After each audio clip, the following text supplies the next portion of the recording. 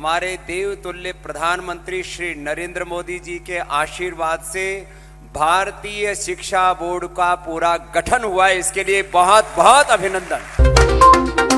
केंद्र सरकार ने बाबा रामदेव के पतंजलि योगपीठ ट्रस्ट के हाथों में आखिरकार भारतीय शिक्षा बोर्ड की कमान सौंप दी है। इस मौके पर स्वामी रामदेव ने कहा कि जब पूरा देश आजादी का अमृत महोत्सव मना रहा है, ऐसे में केंद्र की मोदी सरकार ने आज भारतीय शिक्षा बोर्ड का गठन करके एक और ऐतिहासिक कार्य किया है। बता दें कि शिक्षा के स्वदेशीकरण के लिए CBSE की तर्ज पर एक राष्ट्रीय स्कूल बोर्ड स्थापित करने का विचार सबसे पहले स्वामी रामदेव ने 2015 में रखा था। 2015 में योग गुरु ने महर्षि दयानंद की पुरातन शिक्षा और आधुनिक शिक्षा के मिश्रण की पेशकश करके शिक्षा का भारतीकरण करने की बात कही थी। वहीं BSB को देश का अब पहला राष्ट्रीय स्कूल बोर्ड माना जाएगा, जो पाठ्यक्रम तैयार करने, स्कूल को संबद्ध करने, परीक्षा आयोजित करने और प्रमाण पत्र जारी करके भारतीय पारंपरिक ज्ञान का मानवीकरण करेगा और आधुनिक शिक्षा के साथ मिलकर नए आयाम स्थापित करेगा।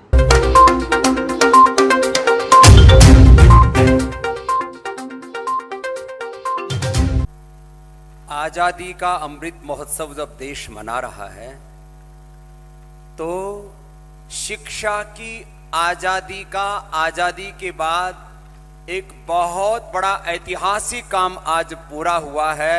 हमारे देवतुल्य प्रधानमंत्री श्री नरेंद्र मोदी जी के आशीर्वाद से भारतीय शिक्षा बोर्ड का पूरा गठन हुआ है। इसके लिए बहुत बहुत अभिनंदन।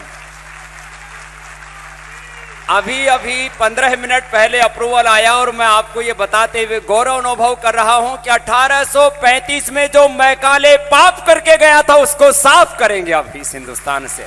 और भारत का मानस, भारत के बच्चों का मानस भारत और भारतीयता के अनुरूप तैयार होगा और भारत में हम वो युवा नेतृत्व गढ़ेंगे जो भारत ने पूरे विश्व में नेतृत्व करेंगे। ये कार्य भारतीय शिक्षा बोर्ड के माध्यम से होगा। तो एक बार आदरणीय श्रद्धेय नरेंद्र मोदी साहब का बहुत बहुत अभिनंदन, आदरणीय अमित जी का अभिनंदन और भारत के शिक्षा मंत्री श्री धर्मेंद्र प्रधान जी का और हमारे शिक्षा मंत्री धन सिंह रावत जी का भी बहुत बहुत अभिनंदन है। और अब शिक्षा के स्वदेशीकरण का, भारतीयकरण का और अध्यात्म पर आधारित जो आदरणीय श्री नरेंद्र मोदी जी का सपना था कि न्यू एजुकेशन पॉलिसी, उसको मूर्त रूप देने का काम पतंजलि करेगा। इसके लिए बहुत बहुत अभिनंदन।